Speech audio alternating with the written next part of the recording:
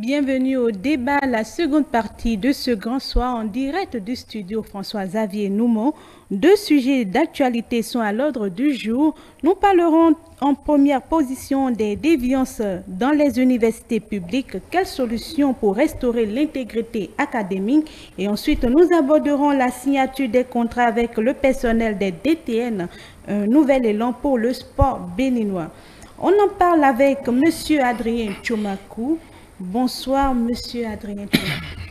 Bonsoir Maël, bonsoir à toutes et à tous et bienvenue à ce débat, à cette émission de Franc-Parler.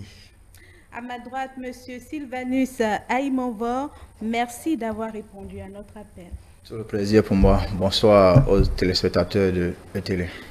Sans plus tarder, on démarre avec le premier sujet sur le tapis et qui a fait des titres dans les parutions de ce jour. Il s'agit des déviances académiques signalées dans les universités publiques béninoises à travers un communiqué du ministère de l'Enseignement supérieur et de la Recherche scientifique, à savoir plagiat dans les travaux académiques, vente de notes ou de diplômes, non-respect des critères de soutenance, problèmes liés à l'absence injustifiée des enseignants, fraude dans les examens et inadéquation entre les programmes académiques et les compétences exigées. Alors, je me tourne en première position vers M. Adrien Tchoumakou. M. Adrien Tchoumakou, quelle lecture faites-vous de ces déviances observées par le ministère au sein des universités publiques? C'est quand même très malheureux que des déviances continuent dans nos universités publiques en dépit de toutes les actions sanitaires posées par le gouvernement béninois. Vous savez, comme vous venez bien de le citer, il y a effectivement un communiqué, le communiqué du ministère de l'Enseignement supérieur qui dénonce cette déviance, qui met en garde ceux qui sont concernés et leur brandit désormais quelques sanctions si éventuellement cette déviance persiste. Il faut noter que c'est déjà bien que Madame le ministre de l'Enseignement supérieur ait très rapidement pris le taureau par les cornes parce que ce serait mal entendu d'entendre souvent parler de cette déviance malgré tout ce qui est fait comme effort consenti en République du Bénin dans nos universités. Une chose est claire, je pense que l'heure a sonné pour que toutes les dispositions soient mises en place afin que cette déviance soit du passé. Alors, Monsieur Sylvanus Aïmonvor, quelle lecture faites-vous également de ces déviances? C'est des choses qui sont observées, vous en êtes conscient? Oui, bien sûr, bien sûr. Vous approuvez ces déviances? La tricherie, le plagiat, ou falsification de documents, etc., sont légion dans nos universités. Ce n'est un secret pour personne que il y a tant de mots qui minent le bon fonctionnement de nos universités publiques. Donc, je crois que c'est un constat normal qui a été fait. Et il faut comprendre déjà que les étudiants, il y en a qui commettent je dirais, ces déviances-là de façon intentionnelle, tandis qu'il y en a ceux-là qui n'ont pas vraiment conscience de ce qu'est l'intégrité académique. Donc, il faut déjà passer par la sensibilisation, et je voudrais dire qu'il est de la responsabilité des enseignants de sensibiliser les étudiants sur ce volet-là. Il faut leur montrer que il est important d'adopter des comportements corrects en milieu universitaire. Je crois que cela manque parce que on a dit, bon, malgré les efforts qu'on sent que le gouvernement consent, on constate encore des déviances. Mais qu'est-ce qui a été fait? La sensibilisation ne peut pas commencer juste un moment et s'arrêter. On doit le faire, c'est-à-dire à partir du moment où l'étudiant arrive et qu'il est en première année d'université, on commence déjà par une séance d'orientation. On le sensibilise sur ces déviances-là pour lui montrer en réalité quelles sont les conséquences que cela pourrait engendrer. Parce qu'à l'université, on prépare le cadre de demain. Donc, ceux-là qui aujourd'hui adoptent ces genres de pratiques seront les futurs cas de demain, pourquoi pas les dirigeants. Et ça veut dire quoi? Si on n'attaque pas le mal à la racine, c'est qu'on va créer des étudiants qui seraient, c'est-à-dire, au lieu d'être une solution au problème de développement du pays, ils constitueraient des dangers pour notre société. Donc, il faut nécessairement que, au-delà des constats qui ont été faits, qu'il faut aller maintenant, c'est-à-dire vers la sensibilisation, donner priorité à la sensibilisation et puis encourager ceux-là qui déjà font l'effort de se montrer intègres. Je voudrais dire que l'intégrité exige, c'est-à-dire, c'est carrément un engagement. C'est un engagement que doit respecter étudiants et enseignants. C'est une nécessité, nous sommes dans un cadre C'est une nécessité, académique. puisque ici, il y a des valeurs qu'il faut respecter, notamment l'honnêteté, l'équité, le respect, la responsabilité, et ajouter à cela le courage maintenant de respecter ces règles. Bien. Voilà. Alors, Monsieur Tchoumako, quelles sont les causes qui sont à la base de ces déviances? Parce qu'avant d'arriver aux solutions, il faut quand même creuser le fond et voir qu'est-ce qui amène les enseignants ou même les étudiants à dévier dans le secteur université publique. Non, en fait, il y a plusieurs causes. Écoutez, quand je prends par exemple la tricherie, les plagiats, il faut noter que c'est d'abord un problème d'inculture. Les gens ne veulent pas se cultiver. Il y a la paresse qui est à la base de tout ça. Les gens, au lieu de s'adonner à ce qu'ils apprennent, ils sont là et à peut-être passer 90 jours de... D'encadrement des enseignants. Est-ce que c'est une légèreté? Non, en fait, de l'administration? Bon, tout ça, il y a tous ces paramètres, il y a tous ces facteurs. Mais il faut d'abord dire que c'est d'abord une manque de volonté des étudiants de chercher à mieux connaître, à mieux apprendre ce qu'ils doivent connaître. En réalité, si vous êtes apprenant, vous êtes allé pour connaître quelque chose, le fond de quelque chose. Quand je prends par exemple un secteur aussi sensible que la santé, si à l'université d'Abomey-Calavi, leur faculté, bon, ils ont leur faculté, hein, et je n'ai pas trop les expressions FSS. Si des gens doivent continuer, par exemple, c'est un exemple parmi tant d'autres, je suis en train de prendre comme ça, à faire de la tricherie, écoutez, leur rôle, plus tard, c'est de guérir des gens, c'est de soigner des malades, c'est d'entretenir les malades. Si vous n'avez pas une très bonne connaissance, si vous ne savez pas comment diagnostiquer le malade, comment écouter le malade, comment traiter le malade, savoir que quand le malade vient, la première des choses à faire, c'est de le mettre en urgence, de le diagnostiquer avant de savoir quoi lui prescrire, dans quelle spécialité l'envoyer. Si vous ne maîtrisez pas ces trucs et que vous passez le temps de votre cursus universitaire à faire de la tricherie, c'est que vous constituez en réalité, si éventuellement vous sortez docteur ou vous sortez, je le dis comme ça, si vous dites que vous terminez votre cursus universitaire dans cette faculté par exemple, vous constituez en réalité un danger public. Parce que c'est clair qu'un jour vous serez appelé à traiter des malades, mais malheureusement vous allez mal les traiter, vous allez mal les soigner. Et dans ce cas, comme ça, ça veut dire que vous êtes en train d'aggraver cette maladie, vous êtes en train d'aggraver l'état de santé de celui qui est malade et qu'on a amené vers vous. Quand je prends d'autres cas, par exemple, secteur gestion, ceux qui gèrent les finances publiques. Ceux qui gèrent les finances publiques, écoutez, si vous ne prenez pas votre temps pour mieux connaître, apprendre correctement ce qu'est les finances publiques, c'est que, banalement, vous-même, quand vous serez appelé à servir dans une société publique comme privée, ou même dans votre propre société, si vous n'appliquez pas les tests en vigueur, si vous êtes comptable et que, bon, vous ne maîtrisez pas correctement le système SISCOA, par exemple, c'est que très rapidement, vous pouvez vous retrouver en prison.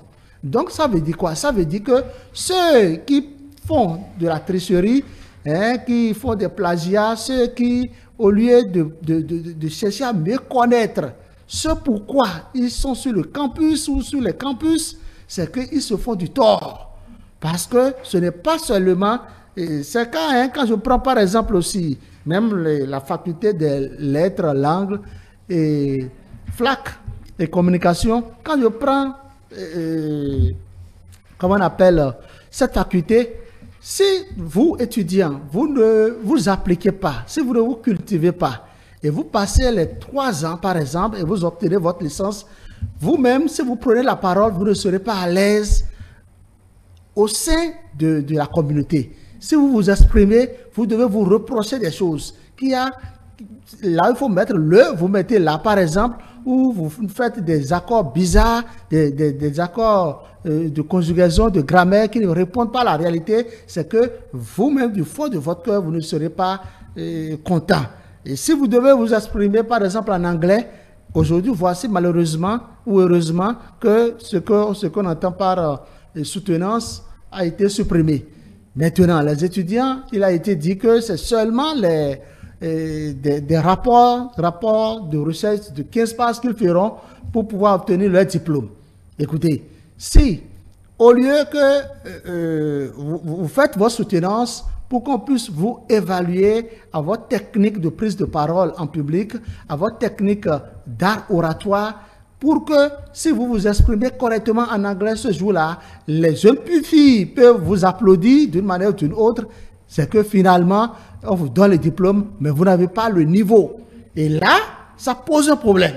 Vous voyez un peu ce que je dis? Oui. On a parlé des professeurs qui donnent des points. Oui, on va en arriver. C'est justement la question que je m'en vais poser très rapidement à M. Sylvanus. Monsieur Adrien a abordé l'inculture des étudiants, mais qu'en est-il réellement du favoritisme qu'on observe également du côté des enseignants, qui facilite parfois la vie à certains étudiants en griffe sélectionnés, parce que tous les étudiants ne vont pas témoigner de cette facilité, mais certains étudiants quand même profitent de certains avantages des professeurs ou disons de l'administration. Oui, en fait, quand les valeurs que j'ai citées il y a quelques minutes ne sont pas respectées, c'est-à-dire l'honnêteté, la confiance, la responsabilité, le respect, voilà ce qui arrive par la suite. C'est-à-dire, on constate malheureusement qu'il y a des enseignants qui favorisent certains étudiants au détriment d'autres. Parce que vous devez savoir que il y a eu dans ce pays, je me rappelle ce que les gens ont appelé les notes sexuellement transmissibles, parce que quand l'enseignant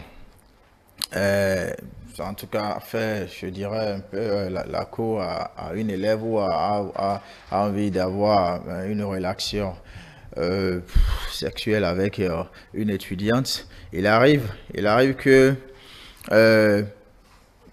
l'enseignant peut dire voilà ce que je te propose. Tu es d'accord? Si tu es d'accord, il n'y a pas de souci. Bon, toi tu passes, tu auras de meilleures notes. C'est arrivé, c'est depuis le secondaire jusqu'à l'université. En fait, ce sont des pratiques à décourager parce que l'enseignant, c'est d'abord un éducateur. Professeur enseignant, c'est puni par la loi. Oui, c'est puni par la loi, malgré cela, le mal persiste. On constate toujours qu'il y a, parce que, vous savez, c'est des pratiques qui ont la peau dure. Plus on les combat, plus elles résistent au temps, malheureusement. Donc, elles sont pratiquées de façon biaisée. Biaisée, non, c'est pas de façon biaisée. Comprenez simplement que les enseignants ne jouent pas le rôle qui est le leur. En tout cas, certains ne jouent pas le rôle qui est le leur. Et quand on prend le cas, par exemple, des universités publiques, l'enseignant parfois, il y en a qui se comportent comme des demi-dieux, c'est-à-dire ils ont droit de passage ou non sur tout étudiant. Donc, il y a c'est-à-dire ce mythe-là qui fait que les déviances aussi sont observées. Donc, ici, ce n'est pas seulement les étudiants qu'il faut sensibiliser, mais il faut aussi sensibiliser les enseignants, leur montrer que vous êtes là parce que vous avez un rôle à jouer. Et celui qui éduque un enfant éduque tout un peuple.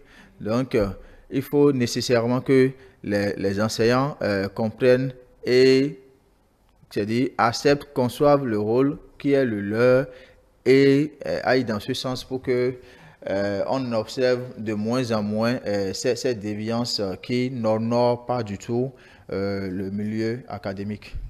Monsieur Adrien Tchoumako, quels sont les mécanismes qui peuvent être mis en place pour garantir l'intégrité académique? Qu'est-ce qu'on peut faire pour arrêter une bonne fois pour toutes ce manque d'éthique dans les universités publiques? Oui, il faut dire que le gouvernement a tracé la bonne voie en matière d'éthique, en matière d'intégrité académique. C'est la mise en œuvre qui pose toujours problème. Sinon, si nous prenons l'arsenal juridique, aujourd'hui, il y a plusieurs textes de loi qui encadrent nos universités. Nous avons plusieurs lois. Il y a, par exemple, il y a des lois, et pas seulement l'université, quand ce que, par exemple, Sylvanus a abordé tout à l'heure, le poids du CES dans nos universités. Ce que ça amène, on sait. Et on sait qu'aujourd'hui, il y a plusieurs structures qui luttent contre ce fléau. Et la lutte paie. Quand je prends l'Institut national de la femme aujourd'hui, l'Institut national de la femme joue un rôle très, très prépondérant en la matière. Et là, aujourd'hui, si une apprenante se sent harcelée par un professeur, il suffit seulement qu'elle porte plainte et ce professeur a tous les problèmes, je ne dirais pas tous les problèmes sur terre, mais en tout cas, avec la criette aujourd'hui et que les lois qui sont là, l'Institut national de la femme, des ONG, des députés à l'Assemblée nationale qui ne cessent aussi d'interpeller le gouvernement, je pense quand même qu'aujourd'hui, on peut se frotter les mains en disant que nous avons tout au moins l'arsenal juridique qui est bien tracé pour pouvoir lutter contre cet acte. Et vous devez constater, nous devons nous en réjouir. On doit s'en réjouir parce que moi, je peux dire que depuis 2-3 ans, on n'assiste plus, pour ne pas dire qu'on n'entend plus parler d'harcèlement sexuel en milieu universitaire. Sinon, qui vous souviennent, il y a 3 ans, 4 ans, 5 ans, écoutez, c'est à visage découvert que ça se passe. Aujourd'hui, on a constaté qu'il y a une accalmie et que même si ça continue, si ça se poursuivait, c'est que d'une manière ou d'une autre, ce n'est plus flagrant comme avant parce que la loi qui a été récemment votée a prescrit des peines privatives de liberté, allant même jusqu'à 10 ans si on constate que c'est le professeur qui provoque l'apprenante.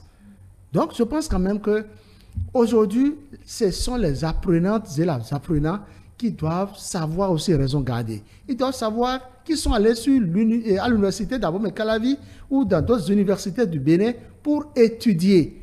On va à l'université pour étudier. On n'y va pas pour aller servir un professeur. Non. On n'y va pas pour aller servir un professeur.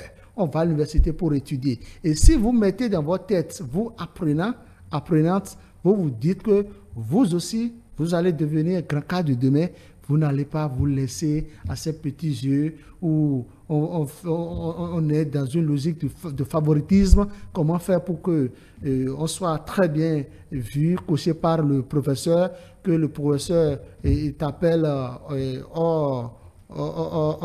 activité scolaire pour que vous voyez ou du moins tu vas lui rendre certains services. Non, l'étudiant n'est pas là pour rendre des services, quel que soit ce service-là. Il n'y a pas ce lien-là. Non, le professeur est bien payé et il doit débourser de l'argent pour que des gens lui rendent le service. Donc, d'une manière ou d'une autre, les ONG doivent continuer à dénoncer toute action qui va dans le cadre du favoritisme d'un ou de plusieurs étudiants ou étudiantes dans nos universités, et les ONG doivent sensibiliser les apprenants pour qu'on sache que oui, ces apprenants viennent à l'université rien que pour étudier. Il n'y a pas de plagiat à faire, il n'y a pas de tricherie. Les gens doivent savoir que si vous faites du plagiat, si vous vous mettez dans une logique de rédiger, de vous faire rédiger vos mémoires par des gens, vous n'allez pas faire de recherche, vous choisissez les mêmes thèmes, ce que les autres avaient déjà traité, et vous faites des couper-coller, c'est que tôt ou tard, ça va vous rattraper. Ça va vous rattraper d'autant plus que on peut croire que oui, c'est votre effort personnel, mais sur le terrain, ça doit vous rattraper. Vous aurez un problème d'inculture, vous aurez un problème de langage, vous aurez un problème que vous-même, du fond de votre cœur, vous allez regretter d'avoir posé ce genre d'actes au moment que vous ne devez pas les poser. Sylvanus, en termes d'intelligence artificielle qui prend de l'ampleur aujourd'hui, les étudiants ils ne se font seulement pas, ils ne font plus forcément du copier-coller sur l'Internet, mais il y a également l'intelligence artificielle qui est là et qui vous donne des résultats probants. Oui, effectivement, il y a l'intelligence artificielle. Est-ce qu'il faut recadrer également l'utilisation de l'intelligence artificielle, des technologies? Oui, bon, nous sommes encore en retard sur l'intelligence artificielle. Oui. Nous sommes encore en retard. Et combien d'étudiants l'utilisent dans ce pays? Ce n'est pas encore quelque chose qui est répandu. C'est pas quelque chose qui est encore répandu chez nous. Maintenant, on peut trouver quand même des solutions pour contrecarrer cela, parce que il y a aussi des logiciels qui permettent aussi de détecter si tel test qui a été produit vient directement d'une personne ou bien c'est l'intelligence artificielle qui l'a produit. Donc il y a toujours des mécanismes. Chaque fois que ça évolue, par le passé c'était seulement les cartouches. C'est des cartouches, les gens créaient des bouts de papier qu'ils gardaient. Aujourd'hui, ça a évolué. Donc, à chaque étape, il y a toujours des solutions qu'on essaie de trouver. Mais ce qui est évident, la tricherie, l'élimination de la tricherie est un rêve irréaliste. Mais on peut toujours trouver des moyens pour essayer de éradiquer plus ou moins ce phénomène pour que cela ne prenne pas vraiment de l'ampleur. Et quelle est selon vous la part de responsabilité des étudiants et des professeurs dans la restauration de l'intégrité? Justement, il faudrait déjà que l'étudiant soit bien éduqué chez lui. Les parents ont aussi un rôle à jouer parce que il est étudiant, c'est vrai, il a atteint, pour la plupart, ils ont déjà atteint l'âge de la maturité, mais ça n'est pas suffisant. Il faut toujours que les parents soient derrière, leur montrent que vraiment l'intégrité, c'est une valeur à préserver, c'est une valeur à chérir où qu'on se trouve. Vous dites que ça doit commencer depuis la maison. Oui, depuis la maison, parce que si un étudiant a un parent qui pose souvent des actes de corruption et l'étudiant apprend ça, le parent en question en est fier. Les enfants ne copient que ce qu'ils voient. Donc, l'étudiant va copier ce qu'il voit, c'est-à-dire son père ou sa mère faire. Donc, ça part d'abord de la maison. Parce qu'il y a des gens, quel que soit ce qu'ils verront au dehors, c'est-à-dire l'éducation de la rue, ne peut pas les corrompre. C'est pas possible. Il y a de ces gens-là qui restent intègres malgré tout. Parce qu'on leur a déjà inculqué ces valeurs-là dès le bas âge. Maintenant, ceux-là à qui on n'a pas inculqué ces valeurs, ou qui sont enclins à la malhonnêteté, c'est clair que ceux-là, arrivés à l'université, ils vont continuer.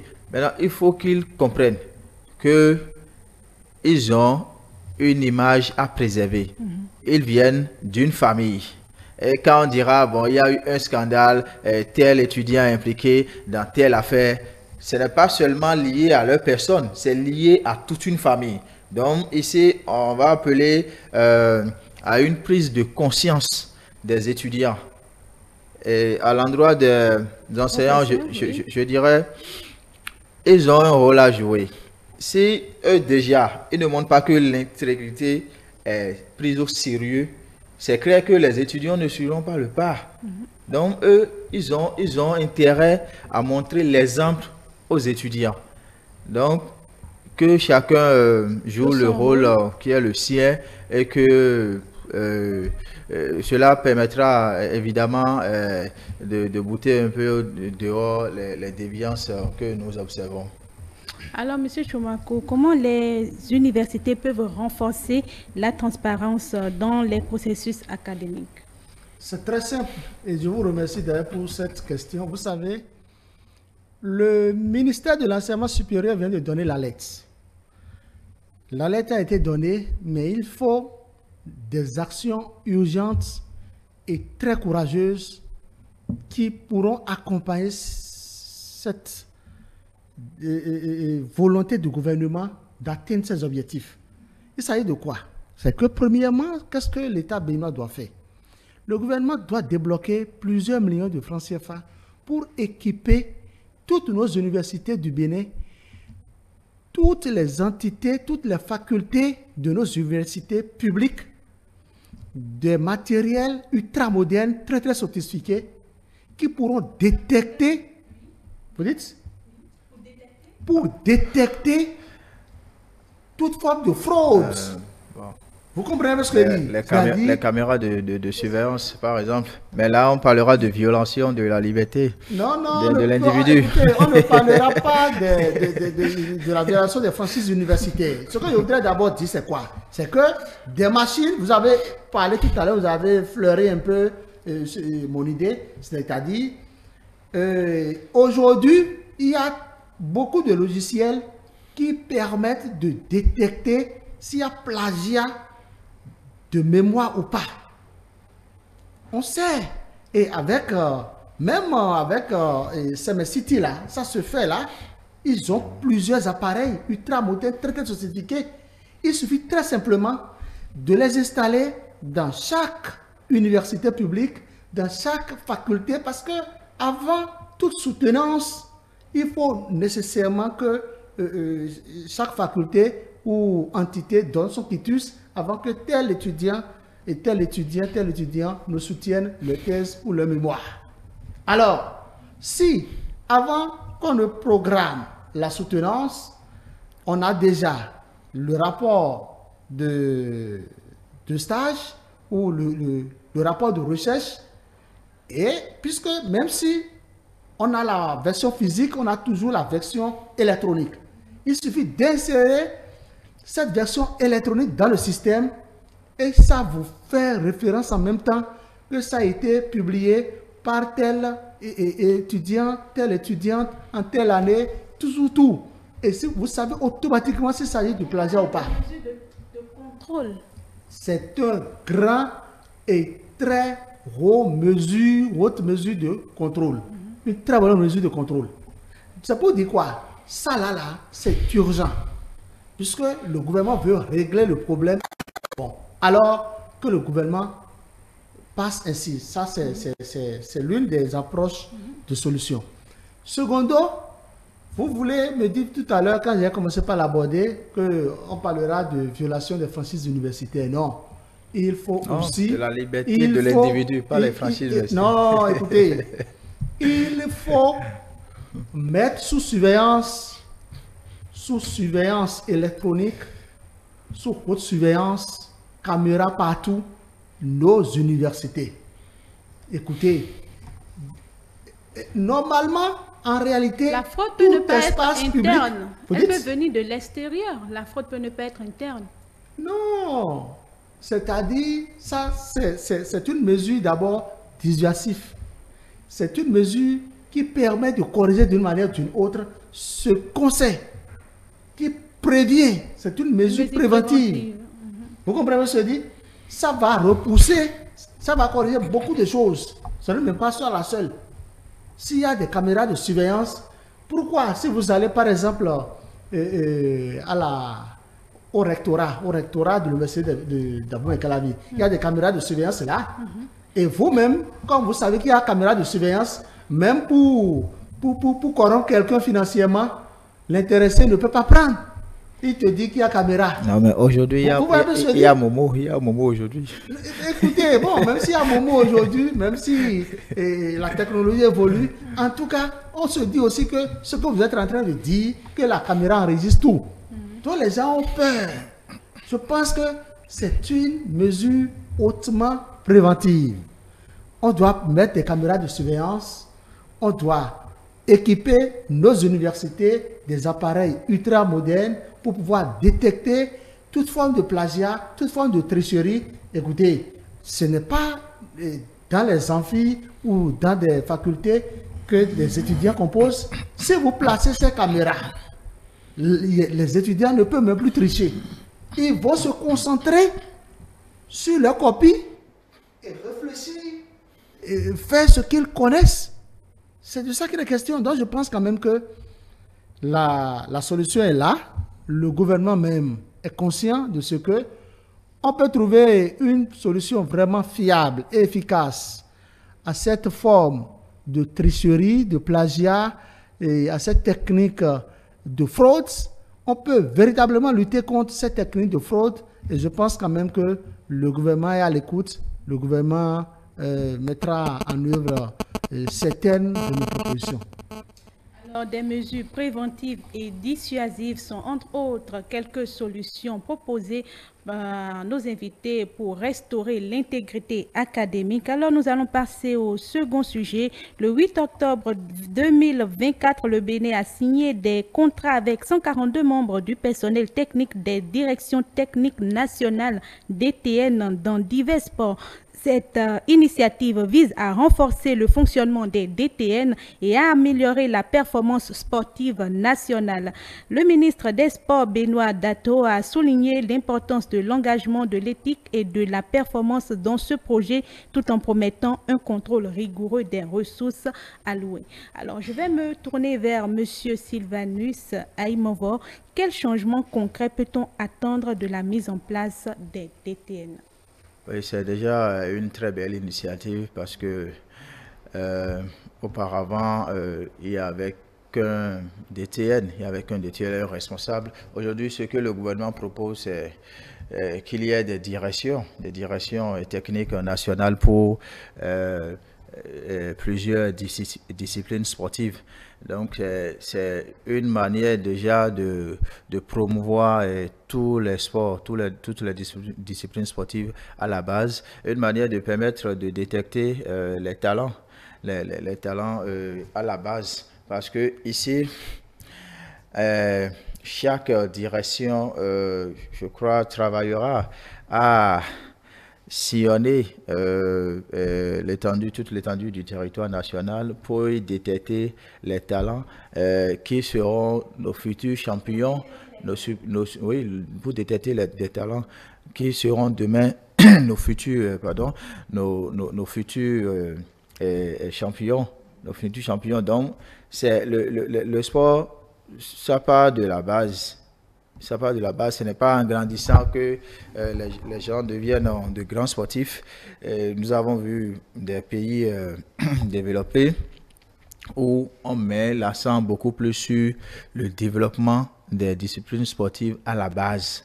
Donc, je crois que le gouvernement s'inscrit dans une très belle dynamique. Ce qui est à espérer, c'est que ces directions fonctionnent normalement et que chacun joue son rôle et que des résultats probants soient obtenus. Si déjà le ministre même promet qu'il y aura un contrôle régulier, je peux dire, bon, on peut se dire que nos sports ont pris un nouveau départ parce que ce qui a souvent été problème, c'est la gestion des ressources humaines et financières qui sont mises à la disposition de ces responsables sportifs. Donc, si déjà on définit des mécanismes de contrôle pour les évaluer, je crois que on aurait rendu service à la nation. Alors, Est-ce que vous pensez qu'à travers ces contrats, le gouvernement vise des attentes concrètes par rapport au DTN? Tout à fait, c'est des attentes concrètes que le gouvernement attend de ces DTN, parce que quand on met des moyens financiers à votre disposition, c'est qu'en retour, on atteint un résultat, un bon résultat d'ailleurs. C'est de ça qu'il est question. Ce qu'il faut souligner, c'est quoi? C'est que le gouvernement béninois a vu juste devrait désormais à une diversité de disciplines sportives. En réalité, avant, qu'est-ce qui se passait? Le gouvernement béninois engloutissait des milliards dans ce qu'on entend par le sport roi, le football. Et c'est le football que tout le monde connaît. C'est le football. Évidemment, les autres disciplines sportives sont là. Et c'est surtout les autres disciplines sportives qui essaient le plus. Depuis que Dahomey est devenu Bénin, combien de fois, ou bien est-ce que vous avez entendu une seule fois que le Bénin a été champion mondial de football ou champion africain de football? Non. Mais le Bénin, plusieurs fois, a été champion dans d'autres disciplines sportives. Quand je prends l'athlétisme, par exemple, quand je prends, par exemple, le sport boule, quand je prends, comment vous appelez ça, même le Scrabble, plusieurs fois, le Bénin a été champion. C'est pour dire que le gouvernement béninois, l'équipe dirigeante que nous avons là maintenant, a compris, a vu juste qu'il faut mettre de moyens et suffisamment de moyens à la disposition d'autres disciplines sportives à part le sport roi, à part le football. Et moi, je les félicite pour ça. Et là, je pense quand même que le gouvernement, si à travers le ministre des Sports, le gouvernement mise sur la gestion efficace des sous, des fonds, des millions mis à la disposition de ces DTN, ça voudra dire qu'il y aura un contrôle régulier. Ça voudra dire que des gens doivent, c'est-à-dire ces DTN, doivent œuvrer à ce que nous ayons une ressource humaine sportive digne du nom et qui va jouir, bénéficier effectivement des sous mis à leur disposition. On ne va pas amener nos enfants, nos jeunes frères, nos jeunes sœurs, faire une compétition et les enfants auront des difficultés pour passer la nuit dans un hôtel. Auront des difficultés pour manger. Parce que le sport, quand vous faites le sport, vous déployez assez d'énergie. Il vous faut prendre suffisamment ce que vous devez consommer pour récupérer les kilocalories. Donc je pense quand même que le gouvernement béninois ne dort pas, le gouvernement réfléchit, le gouvernement anticipe et le gouvernement est désormais dans une politique d'entretenir le sport dès le bas âge. C'est de ça qu'il est question. Vous avez vu la politique du gouvernement, quand je prends le sport, le football, discipline sportive football, la politique du gouvernement, c'est d'abord de construire des stades qui sont internationalement reconnus aux normes. On a au total au Bénin 22 stades qui répondent. Vous dites? Non, écoutez. Au stade de l'amitié qui a été je ne parle pas du stade de l'amitié. Non, ce que nous avons là. Des stades de football qui répondent aux normes où des entraînements peuvent avoir lieu. Je ne parle pas des stades omnisports. Je ne parle pas des stades omnisports. Pas du tout. Le stade omnisport que nous avons au Bénin, c'est le stade de l'amitié, mais qui a reçu un coup. On nous a parlé d'une gestion qui pourrait entacher certains cadres ou un ancien ministre des Sports, ainsi que, bon, on nous a dit qu'il y avait la coopération chinoise aussi qui est impliquée dans ça. Donc, ça, c'est un autre sujet. Mais les stades qui répondent à des entraînements, des stades que nos jeunes enfants, nos jeunes frères peuvent utiliser pour se faire bien former, existent en République du Bénin et sont dans presque tous les départements de notre cher et beau pays, le Bénin, pays de paix. Donc je pense qu'en la matière, le gouvernement est sur la très bonne voie et le gouvernement est invité à poursuivre son élan en la matière. Ce qu'il faut aussi dire, c'est que quand vous prenez les autres disciplines sportives, vous avez vu Sport Bowl, ce que M. Ibrahima, il s'appelle le président de la fédération béninoise de pétanque, bah, comme travail, c'est à saluer. Quand nous prenons, comment on appelle, handball, oui, on a vu ce que le PDG du groupe de presse Matin Libre a bas comme tâche. C'est ça ce que des gens doivent faire. Ils doivent être dévoués, hein, aller à la recherche des jeunes, les motiver, les amener à faire le sport, à faire d'autres disciplines sportives à part le football.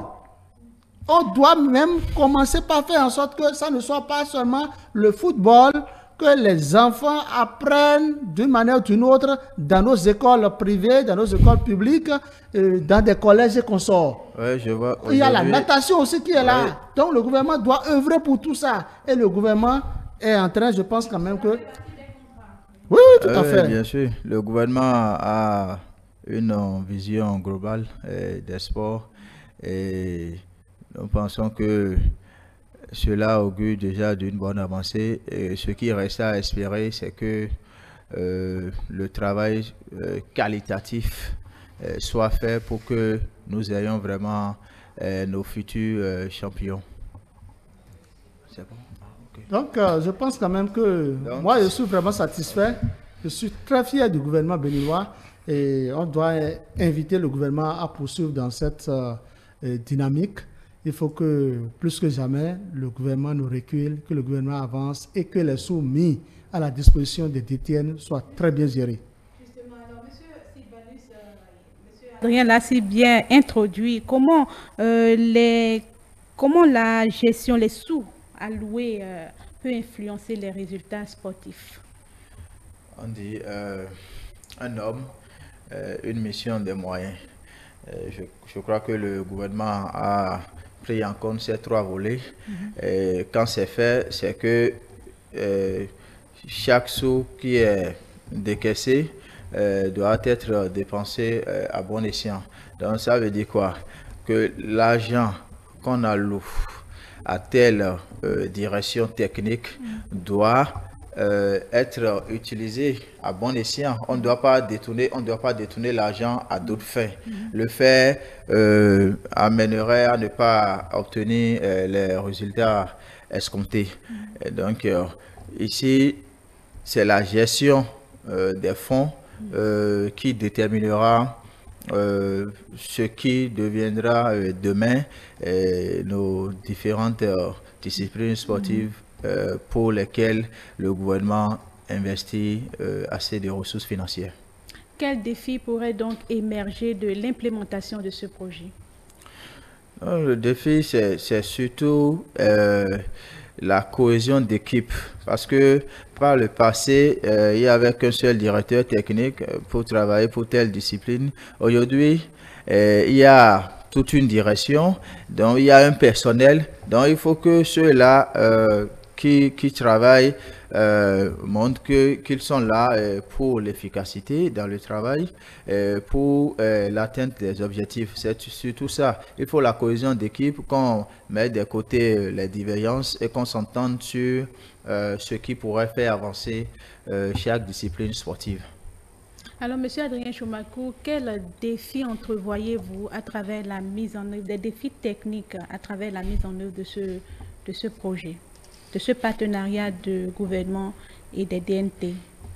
Oui, les défis, entre autres défis, je souhaite vivement que d'ici dans 6 mois, je ne dirais pas un an c'est déjà trop parti, d'ici dans 6 mois, il est souhaitable que ces directeurs techniques viennent nous dire que, bon, dans le département de Borgou, par exemple, ou de la Libori, ou dans le département, je ne sais pas, dans la commune de Dassazoumé, dans la commune de Lokossa, qu'on a pu détecter tel acteur sportif de telle discipline sportive. Donc, je pense quand même que, moi, c'est à ce défi que je les attends le plus, parce que quand on met les sous à votre disposition et que vous les gérez de façon responsable et efficiente, c'est pour des résultats probants. C'est pour des résultats meilleurs, des résultats utiles pour toute la nation. Il ne faudrait pas qu'il y ait du favoritisme. Il ne faudrait pas qu'il y ait du favoritisme dans la gestion des ressources allouées. Il faut que les ressources telles que le ministre l'a souhaité soient gérées de façon efficiente. C'est très important. Alors, Monsieur Sylvanus, comment cette initiative pourrait-elle affecter le développement des jeunes talents sportifs au Bénin? C'est déjà tout l'intérêt de ce projet. Quand on signe des contrats avec les DTN, c'est que les sportifs sont au centre. Oui, les sportifs sont au centre. Ils sont au centre. Donc, ça veut dire quoi? Que eux aussi, ils vont être associés à ce qui doit être fait et ils joueront leur partition. Donc, c'est déjà bien qu'on ait pensé à faire de telles choses parce que ce qui a souvent manqué par le passé, c'est qu'on chante tout le temps, nous n'avons pas les moyens ou il y a des ressources financières très limitées. Bon, aujourd'hui, que nous avons les moyens, il faut vraiment maintenant impliquer les acteurs du monde sportif dans tout ce qui se fera parce qu'il y a aussi souvent cette velléité d'écarter certains pour préférer d'autres à leur place. Donc il faut éviter ce que nous appelons vulgairement la béninoiserie. Il faut que nous comprenions que ce qui doit être fait, c'est pour le peuple, ce n'est pas pour un individu, ce n'est pas pour la personne d'un DTN. Mais on fait confiance aux réformes du gouvernement. Oui, on fait confiance, mais il faut que le problème c'est quoi? On constate que on met les ressources humaines et financières, mais après, c'est-à-dire ce qu'on redoute finit toujours par arriver, malgré c'est-à-dire les mesures prises dès le départ. Donc il faut nécessairement que les ressources mises à leur disposition soient utilisées, qu'on sente l'impact de cette nouvelle révolution, si je peux dire, qui commence dans le monde sportif béninois. Une nouvelle révolution, bien sûr, qui commence dans le monde sportif béninois. Monsieur Adrien Choumakou, un dernier mot rapidement. Bon vent à toutes les disciplines sportives. Il faut que vous nous apportez, vous, DNT, vous apportez au public béninois de très bons résultats. C'est sur ces mots que je voudrais féliciter toute l'équipe de réalisation de cette émission et rendre un vibrant hommage à votre directeur général, M. Maforikan Agapit Napoléon. Merci. Alors, en somme, les efforts pour contrer les déviances dans les universités publiques et la signature de contrats avec le personnel technique des DTN illustrent une volonté commune du gouvernement béninois de renforcer l'intégrité et la performance dans les domaines clés, alors que la lutte contre les fraudes académiques vise à restaurer la confiance dans le système éducatif. Le soutien au sport national aspire à créer un environnement propice à l'épanouissement des talents. Ces initiatives témoignent d'un engagement fort pour un avenir plus responsable et performant pour le Bénin.